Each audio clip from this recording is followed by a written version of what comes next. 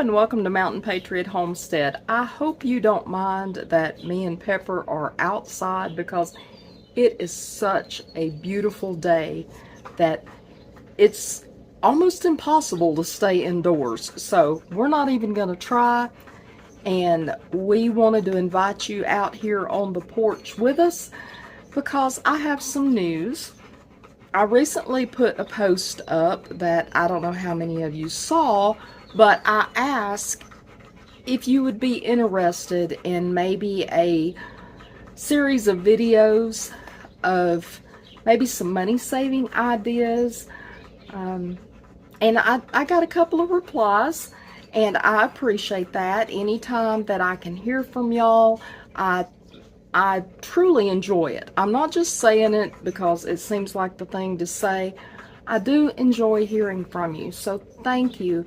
Every time that you respond, you comment, you thumbs up, or whatever you want to call it, I love y'all, and thank you for taking your time to reply to me. But I just, I know that a lot of the conversation that goes on at the office and conversations between friends and family that take place a lot of times are centered around money issues, the cost of fuel at the pump, or food, or how much something's has gone up.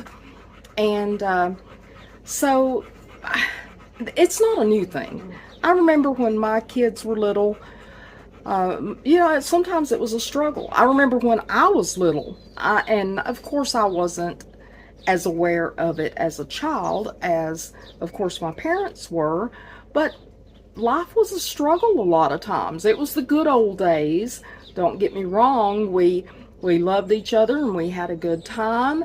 And then with our boys, we done what we could to have fun.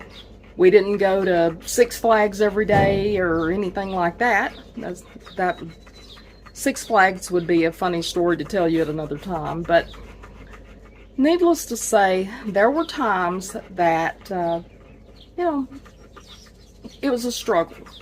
But you know what? In the end, it's all worth it. I don't know if you can hear popping and cracking going on.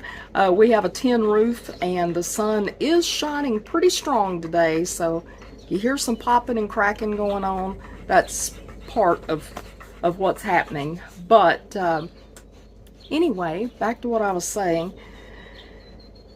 There were skills that were passed along to me as I was growing up. There were skills that I developed as an adult, and there are still skills that I'm developing in my older years that I hope that I never stop developing skills that make me a better steward of my money. And I think that developing skills are far more important than just, and I don't want this to come out wrong, I used to clip coupons when the boys were little. That was back when everything was paper, and you cut out coupons and you compared them to the sale papers, and all of this type of stuff. Kept a notebook of when the sales were and what was going on sale, and a journal of how to keep up with all of that. And it was very helpful. Don't get me wrong. That has its place. That is helpful. But I don't want this to be a series of videos on how to do charts and graphs and journals and all of that, because there are so many people out there that have videos that do so much of a better job than I could ever do on that. And so I'm going to leave that to them, and I hope that if that's what interests you, that you find somebody that is able to explain that very well in your method of learning. But what I want this to be is more as if you had a friend or a loved one come into your home, and I share ideas and ways that I do things, and just try to maybe we can share with each other ideas how you go about doing certain things, and maybe between us we can learn new skills, but also how to be better stewards of our money, because you know, the further that we can stretch it, the better it is. Now, I don't mean that I expect everybody to live off of beans and rice. That's not what these type of videos are going to be either, because that's the typical go out and get beans and get rice, and again, that is perfectly fine. I have a stock of beans and rice, don't get me wrong, but I don't want these videos to just concentrate on that. I'll give you an example. One thing, other than I'm throwing my example, but this morning I just went on a walk through my garden, just checking, you know, I try to check every day to see how everybody's doing out in the garden. Does anything need attention? And I noticed the other day, and I forgot it, but I noticed the other day that I seen some little sprigs of dill coming up in between my raised beds, and I laughed because dill is one of those plants, if you plant it and you can let it go to seed, them little boogers will come back every year. Well, these, for whatever reason, didn't come back in the beds this year. They come out between the beds. And so I was out there and I was picking, I love the smell of fresh dill, and I was out there picking dill just between the grass that grows between my beds. I was just out there picking dill this morning, and I will use this. It's dill that it's can be dehydrated. I could freeze it. I can use it fresh. But this is an example of just when you're out for a walk, if you like to take an evening walk, learn the plants that are along your way. Now also, if you, where I live out here, I know what is sprayed and not sprayed. I don't like spraying anything because I don't like poisons on my food. And so I don't spray. I don't use poisons in the garden or anything like that. And sometimes that's to my detriment, because sometimes bugs will find stuff and eat it. And that just is a learning point. And next year I try to plant a companion plant that will deter those bugs. Anyway, what I'm trying to say is, know if you live in town, or if the area that you live in, where you walk or you go, that you know if there are any poisons that have been sprayed on the plants in your area.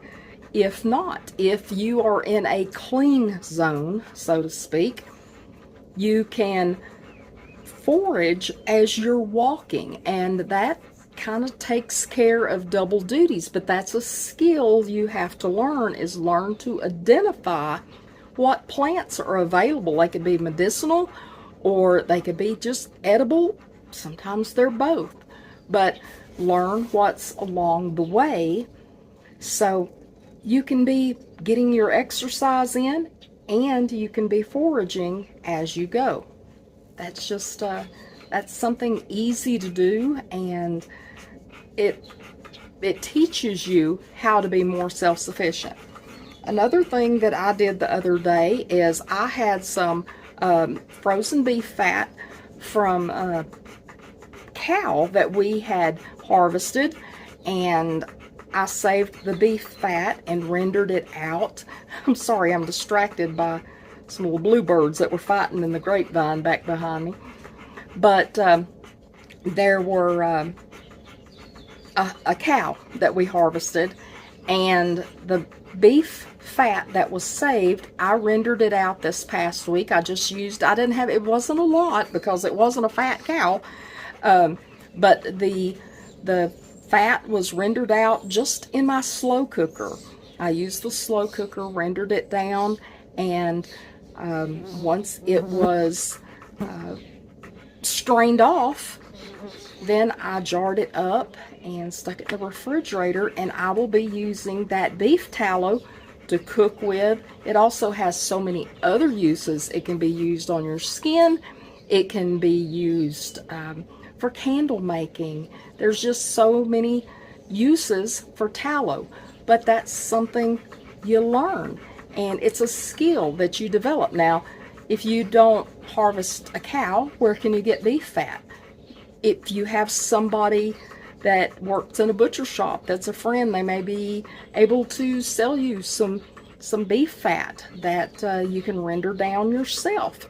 Or you may know someone who does butcher their own cattle, and maybe you can get it that way. Same thing with lard, with pork fat.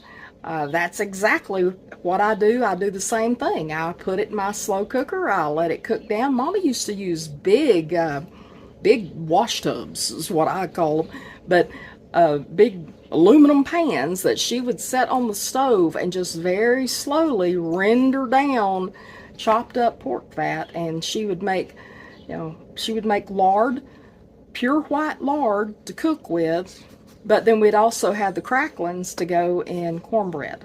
So just little things, little tricks like that you can use to be self-sufficient. Now, is that all that we're going to talk about? No. If people have suggestions, if you have things that you would like to maybe us to talk about on here, let me know. And it's not just, we're not just going to sit here on the porch and talk back and forth about things. We'll be in the kitchen, and we'll be wherever is appropriate. But I promise you, this is not going to be a graphs and charts type video. It's going to be a hands-on, let's get her done kind of thing. And just, I like saving my money, and I hope to be able to share some ways with you that maybe you can do the same. And if any of this is any interest to you, please let me know by giving it a thumbs up, commenting down in the links below, or not the links below, down in the comments below. If there's anything in particular you would like to see, that you would like us to concentrate on, just what are some ways that you use your skills to be a better steward of your money? Just let me know. And I hope that you are subscribed so you will get notified of future videos. And I hope that you come back again real soon, because tell you what, I do love you, and I want you to come back real soon. See you later. Mountain Patriot Homestead, signing out.